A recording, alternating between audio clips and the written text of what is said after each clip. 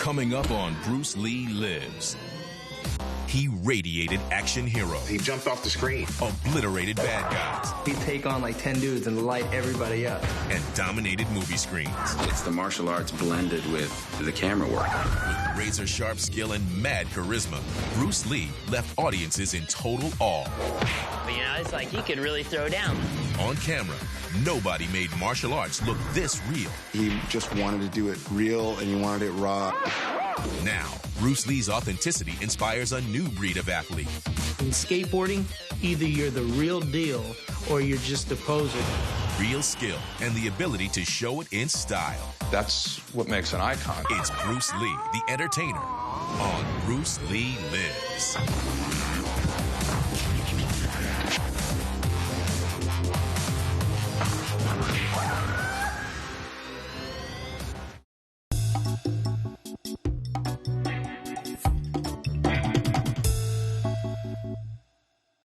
The name Bruce Lee, what does that mean to you? Bruce Lee was hot. Bruce Lee was in his movies, he'd take on like 10 dudes and light everybody up with one punch.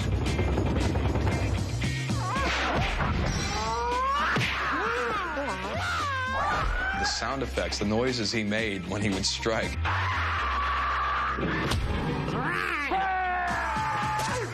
He was somehow more animal than most people and more godlike than most people. He immortalized confidence. You could see it in his eyes. You could see it in his body movements. He just knew that he was a badass. And, I mean, I'm a badass, but damn. Bruce Lee, a master martial artist, an expert fighter, and one of the most badass people ever to step on screen. But what's cool about Bruce Lee is that he took martial arts, did it his own way, and put it in film. It was punk rock. Now, Bruce Lee Lives, in the series that celebrates the life and legacy of the greatest martial artist of all time. We'll show him. On this episode, we take on Bruce Lee, the entertainer. Lights, camera, kung fu. Enter the ultimate action star. Bruce Lee blasted onto American movie screens in the early 1970s. Today, he's one of the biggest film icons of all time. He literally was my first hero. He was a superhero in my mind. Bruce Lee's screen presence was electrifying. With a unique blend of physical ability and personal charm, he broke the hero mold. Jean-Claude Van Damme, Steven Seagal. But the fact that these guys became huge action stars, it's not because of Clint Eastwood, it's not because of Arnold Schwarzenegger, and it's not because of Sylvester Stallone. It's because of Bruce Lee. He's been gone for nearly 40 years, but on screen, the Bruce Lee legacy is as potent as ever. Watch any of his films, even for the very first time, and his genius is impossible to miss. He had all the makings of a consummate entertainer. The ability to grab the audience with his killer moves. Bruce Lee is the guy that makes ass-kicking the requisite thing to be an action hero. Literal ass-kicking. I'm not talking about figurative ass-kicking. I mean literally kicking your ass. The ripped physique. He had a tremendous physique. You know, when he took his shirt off, he wasn't bound by big muscles, but he was ripped. Ripped. The cocky attitude. His swagger, his look was all his own, and it was just extremely cool. A signature style. He had a particular flair for the flashy. And some full-on movie star magnetism. I shall accept punishment for the lives that I took. There's no one who has the full package. There's no one with the star power, the charisma. Like Elvis, or I guess in that day, Michael Jackson. There was a certain quality to him that separated him. He seemed like a rock star. Lee reached the pinnacle of fame in the early 1970s. But his star quality can be traced back to the very beginning. As a child actor, Bruce Lee was an actor since he was a kid. He was like this big. Bruce Lee was born on November 27, 1940, in San Francisco. while his father, a famous Cantonese opera star, was touring professionally. Upon returning to Hong Kong with his parents, Lee's own acting career took flight. His father was in show business, and he started doing some TV shows in Hong Kong. You boys are silly messing with me. Lee found his place in the limelight, appearing in short black and white films as a child. That ought to teach you a lesson. He actually earned the nickname Little Dragon. He would show up in shows when he was like 6 years old. Only the beginning. Even in his youth, Lee honed the sensibility that would make him a megastar. If you grow up in the Chinese opera, which is a big show, really big show, you get the idea that people want to see something quite flamboyant. Bruce Lee, at a young age knew that he was onto something. He's one of those people that have that it that you can't really develop. Like either you're born with it and it manifests in you or it doesn't. Are you ready? I sure am. Your attention. He wants your attention. You're about to see a show you've never seen before. And you may never see again. By the time he was 18, Bruce Lee had appeared in 20 films in his native Hong Kong. But he longed for a larger stage. And Bruce was so eager to absorb all knowledge of filmmaking, which was what he loved. His quest for success would lead him to the University of Washington to study drama, and eventually on to Los Angeles, where he landed the role of Kato on The Green Hornet. Test X2, take one, speed. Even in his screen test, Lee worked the camera like a pro. Now look directly into the camera, Bruce. Well, in Chinese opera, the way the warrior walk will be something like this. Walking this way, straight, come out, bend, straight, and then walk out again. That he played on Green Hornet, Kato, the main guy's sidekick. Another challenge for the Green Hornet. His aide, Kato, and their rolling arsenal, the Black Beauty. From there, he started to become a little bit better known. He started showing up in cameos in other TV shows. Lee's character Kato would later make guest appearances on the TV series Batman. But the small screen couldn't hold a talent this big for long. It's not until later that, he goes from being this guy who's an incredible fighter and, a kind of burgeoning actor to being Bruce Lee. Coming up, Bruce Lee hits the big screen hard. He was literally beaten and bruised and battered by the end of some of these film shoots.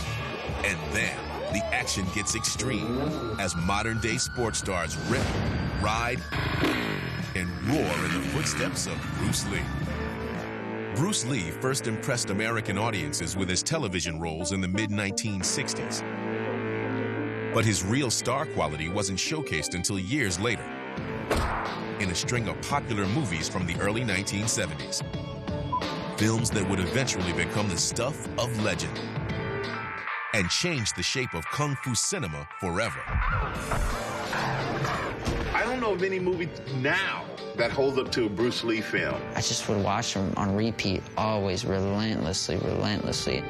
I could recite probably all his movies, and I haven't even seen him in a while now. Do you remember what was the first movie you saw? Fist of Fury. I watched Fist of Fury recently. Fist of Fury. It's like early Bruce. You know what I'm saying? I was probably 12 years old, and my Taekwondo instructor at the time, he lent me a video cassette of The Big Boss. Probably the most impactful Bruce Lee film for me as a youth was Enter the Dragon. Enter the Dragon, obviously it's the most notable, most famous one. And just him kicking ass and taking names, My favorite is Game of Death. Game of Death is my all-time favorite. We all know kicking Kareem Abdul in his face, even though you're about 3 feet shorter than him. I can't imagine what that would have been like to see it in the cinema the first time with an auditorium full of people, and he does that and everybody gasps at the same time. I wish they would replay that more on TV, because I need to set my TiVo. Bruce Lee's films became a cultural phenomenon, and each one helped cement his icon status. I mean, there was nobody like him. He's the bad boy, he's breaking all the rules. He really brought this, street style, raw edge. Bruce Lee stole every scene he appeared in because he had an edge above the typical action star. Formerly a drama major at the University of Washington, he was an actor with serious conviction. Bruce, as an actor, was great. He took his craft as being an actor very seriously. And he was a perfectionist. There's a lot of subtleties in his movies that he was trying to portray. Just him walking from point A to point B, just the way he walks, you can tell. Don't mess with that dude. And there would be moments of depth and where you could see what he was thinking and that there was a soulful quality to the way he worked. Lee worked hard to hone his acting skills, but the perfectionist in him demanded to learn even more. He wanted to master the entire filmmaking process. The way he choreographs his fight scenes are just amazing. The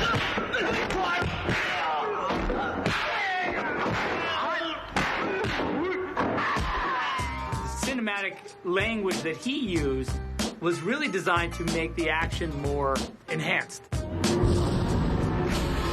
It's not just the martial arts. It's the martial arts blended with the camera work. It's acknowledging that the camera work is just as important. You can shoot a great fight, and if you shoot it from the wrong angle, it's going to look terrible. Lee cared very much about how things looked, so he decided to take control. He liked the precision, the quality.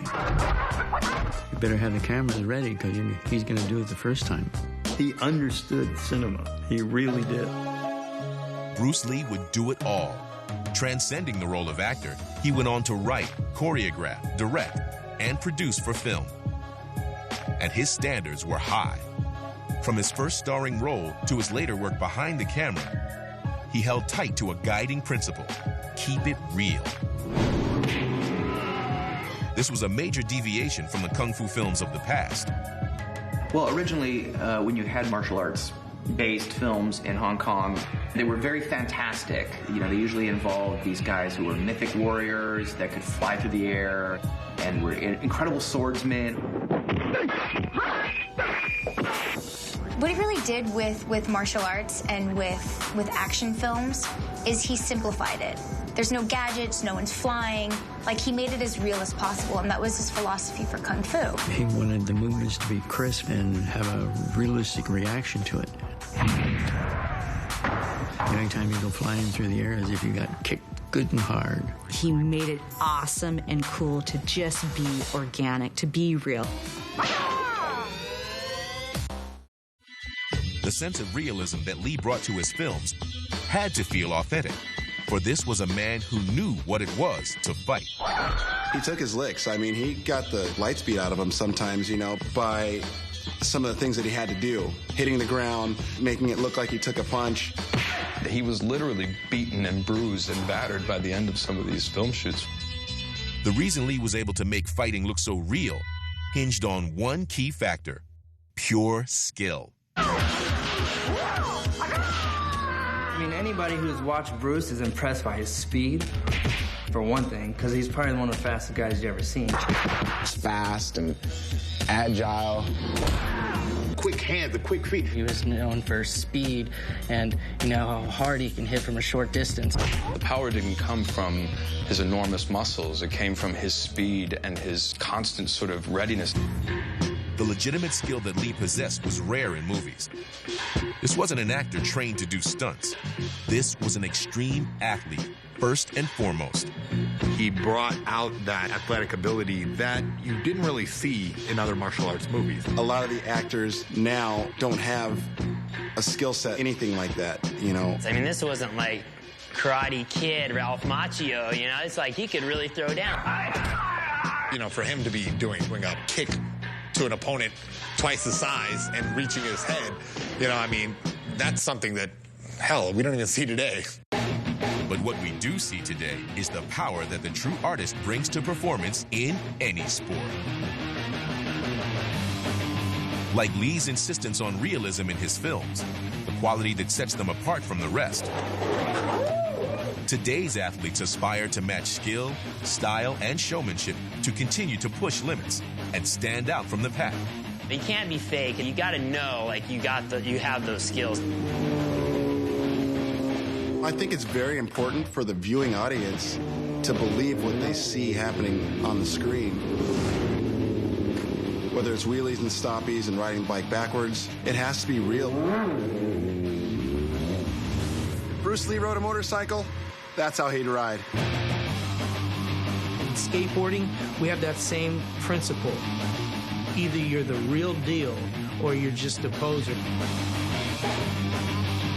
I would love to be the Bruce Lee of skateboarding in the sense of when I skate, I'm trying to be as good as I can be.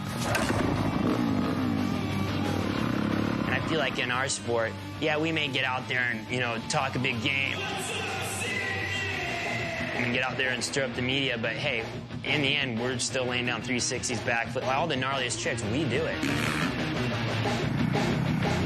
You have to be real. Artistry and athleticism, the real way. It's all a part of the enduring Bruce Lee legacy. Next, Bruce Lee unleashes his one-inch punch. People think that's a gimmick until they've seen it in action. Plus, modern-day athletes learn from the master. You come out and you put on a good show, you're separating yourself from everybody else just being an average dude, Bruce Lee captured the essence of the action hero. Adept as both an actor and a martial artist, he mesmerized movie audiences around the world. But his star quality had another vital element: no-holds-barred showmanship. Bruce Lee had a great sense of what people wanted to see, what was appealing to his fans. He understood how to market himself and draw the people to him. He mastered the showmanship and the presentation. He understood that you had to go that extra bit to make it stand out from the pack. He had something much greater than martial arts. He had an emotional connection. And a certain kind of charisma that made you want to watch him beyond just his skills as a martial artist. Bruce Lee knew how to play to an audience. Even before he became a star, he understood the power of putting on a good show.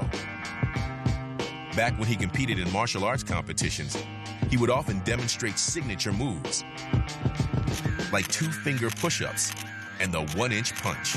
The one-inch punch. The one-inch punch, he will put somebody on his butt from 1 inch away, and it's very impressive. And I've seen his one-inch punch, and he flinches and knocks people back like 5 feet. I'm like, how's he do that? People think that's a gimmick until they've seen it in real life or on film. These special moves became calling cards that secured Lee's reputation as the real deal.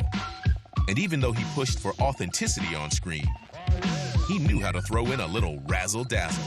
He really did walk this very specific walk that nobody had ever seen. He would also do the kind of thing where he had the cocky little smile, like the sort of like fooling you into complacency. He was comical, but yet he was serious. He's like completely in control of his chi. I love that. The way he would move his fingers were always like either like this, he'd flick his nose. If you cut him, he'd stop. When he tastes his blood, he'd spit it out. I mean, when he tastes his blood and the look he gives, like, oh, it's on now, sucker. He had to throw in that flash, that flair. He had to do some fancy jump kicks and jump high. He knew that in order to draw people in who didn't know the technicalities of martial arts or whatever movie making, he had to show something that they could relate to. Lee used his trademark moves and mannerisms to get his fight on, creating some of the most unforgettable action scenes ever captured on film. Today's artists and athletes face a similar challenge: how to blend signature style and showmanship to achieve a wow factor that is all their own, and thereby promote the individual sports they so passionately pursue. I think showmanship is definitely something to understand as far as getting something like snowboarding, getting it out to the public. It's a necessary thing to progress the sport, make it bigger. Defending gold medalist Jen Hudak here at Winter X Games 14. I think showmanship is huge. It's what separates out the best athletes from one another. I mean, you have to get there physically with your skiing ability, and then it's personality from there. That'll take you to the next level. The personality behind whatever it is that you're doing is hugely important. Bruce Lee became an icon because of that.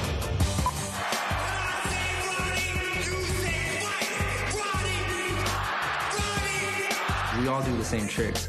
We all ride the same jumps. But there's a way I do that trick that separates me from the way another rider does it. It's just style. Bruce is all about style. Bruce Lee had a lot of his own original moves. Well, I got some original moves that I created. One of the things I learned growing up was the value of marketing, the value of building a character.